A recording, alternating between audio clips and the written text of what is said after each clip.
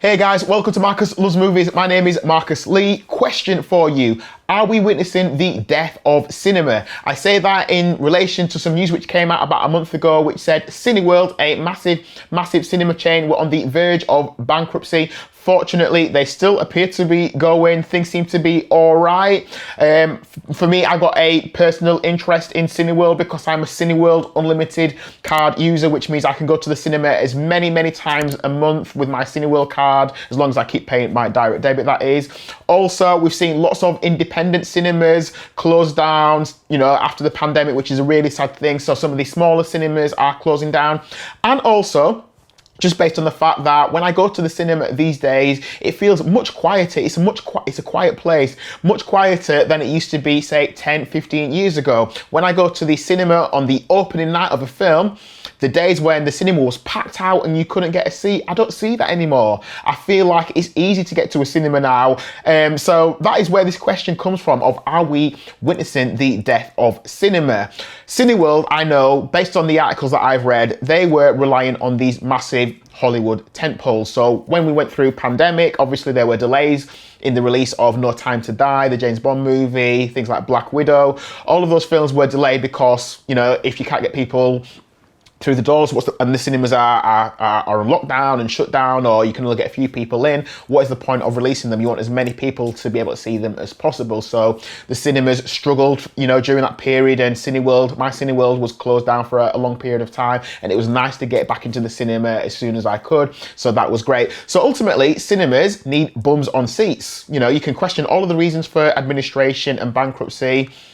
Basically, they just need money coming through into the coffers. So you need bums on seats. So if you don't have bums on seats, obviously you're going to struggle. And that's what's happened with a lot of independent cinemas. And that's why independent cinemas often struggle in comparison to the major chains, So if you don't have your bums on seats coming through, then you're going to struggle.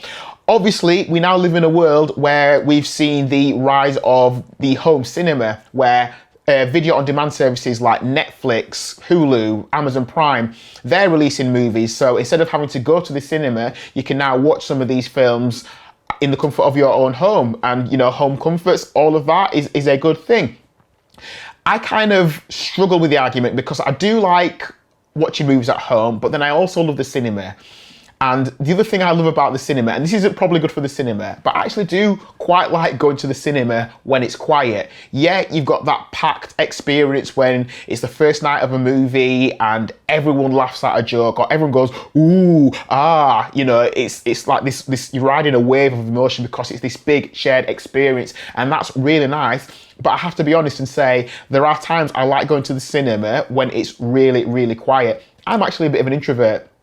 I'm not really the laugh of soul of the party. Yeah, I like to laugh and joke, but I actually quite enjoy time by myself. So when I get to go to the cinema, if I don't have to be with a group of people, if I'm not in a packed room where it's quiet, there's maybe me and a few other people in the room, all spread out, nowhere near each other, I quite like that. I like going to the cinema when I can't hear someone behind me talking, or someone over there who's got a mobile phone which is lighting up the room, or someone vaping, which, by the way, is another criminal.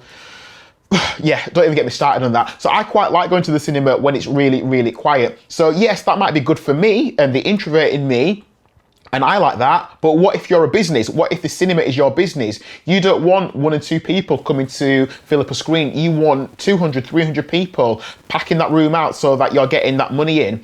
With Cineworld, I do wonder how sustainable that is, because there are several times when I go to a Cineworld or I go to a View or an Odeon and there might be 4 people in that screen. I think, how are they affording to be able to do this? Because I love it. I love it when it's quiet, but how sustainable is that for them as a business? Now, I think the great thing that Cineworld have done is they created the Cineworld Unlimited card, which means, depending on what part of the country you live in, or which, if you're close to London, etc., it might be different. The price varies. It could be anything from £10 to £20 a month that you pay via direct debit. So that is a good idea. That is keeping money coming in for them. So whether, I go see 10 films a month or 0 films a month, they still get my 15 quid. And maybe that's good for them. It guarantees money coming in. They know how much money they've got coming in, and that's a really good thing. So like I say, I do struggle because I do love the cinema. I do like going even when it's quiet and when it's packed as well, because it's that shared experience. But I also quite like this new experience of watching movies at home. And I think about a particular experience that stands out for me, and that experience is with the movie Black Widow, which came out in the summer of 2021. At the time, it was about to come out in cinemas, but at the time, me and my wife were having a baby, or my wife had the baby, and I was just there to hold her hand and say, you can do it. So we just had a baby. We knew we wouldn't be able to go watch it at the cinema on the big screen, but it was also being released on Disney Plus. So me and the missus, we watched it at home, and it was the first time we were watching an MCU movie that had just been released at home. Now, we do have a nice television at home, so that's a good thing. And what was quite nice about it was the fact that we could watch it at our own time. We could pause it for when we needed to go to the toilet. We could stretch our legs. We could go check on the baby. We could, you know, we could just do it in our own time. We were in our comfies. We were on our recliner sofas. So it was a nice experience, and I enjoyed that part of the experience. But I gotta say, on the downside, the other side of that is that I didn't enjoy it as much because it wasn't at the cinema. And I do think there are lots of films which should be watched at the cinema on the biggest screen possible. And, you know, for that reason, it wasn't as enjoyable as I think it could have been. Now, you could argue it's because Black Widow wasn't a great film. I've actually done a review of Black Widow, which I'll put a link to somewhere around me, so you can go back and watch that if you like. But it lacks something. And I think there is something special about watching a movie that you give it the respect that it deserves and you watch it on the biggest screen possible. Now, thinking about that argument of home cinema versus big cinema, and, you know, how do cinemas keep people coming in? Is the cinema still packed out? Because I don't think it is. I don't think the cinema is packed out like it used to be. I think about some films that I've seen recently when the cinema was packed, where, you know, 99% of the cinema was pretty much full. So went to watch Doctor Strange Multiverse of Madness in May, watched it on opening night with a bunch of friends. And the cinema was packed. You know, I was next to strangers as well around me and stuff, and that was a packed experience. Thor: Love and Thunder as well. What's that? Again, the cinema was packed. Those are your big MCU tentpole movies, which the cinema will absolutely love. I then think about other films like dramas and comedies and rom-coms and horrors, where you don't see that. You don't see the cinemas packed out in the same way. I went to go watch Nope on the opening night, and the cinema wasn't packed. Now, that was a film that deserved a full audience, and it would have been interesting to watch that in a packed out room. But I booked my tickets. I thought, yeah, I got to book in, got to get a good seat. And then when I went, it just wasn't packed like I thought it would have been. Yeah, obviously, when a new film comes out, sometimes a multiplex will put the film on several screens. But like I say, Doctor Strange wasn't several screens the night that it came out, and it wasn't packed. So some of the smaller, less films with a smaller budget, for example, don't get the same love, and the cinema's not packed in the same way that it was. I compare that to a comedy. I was thinking about this earlier. I think back to when I watched Anchorman 2, which I think was 2013, 2014. I watched Anchorman 2 in an absolutely packed out cinema.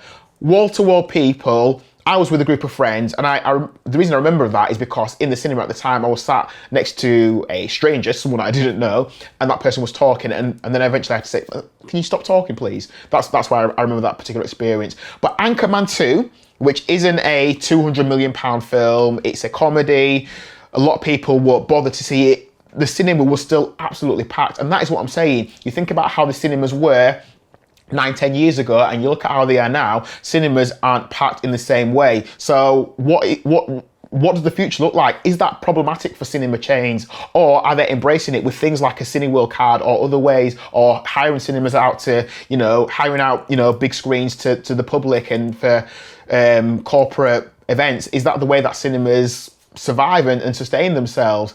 Is that problematic, or is this just the new world that we live in? Is this just change and we have to embrace it?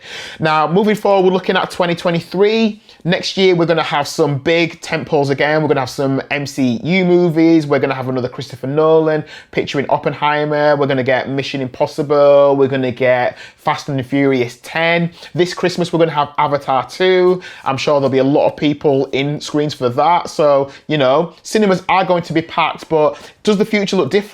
Could we see the absolute decline of cinema in 10 years, just like we've had DVDs, and, you know, we're starting to see the decline of DVDs.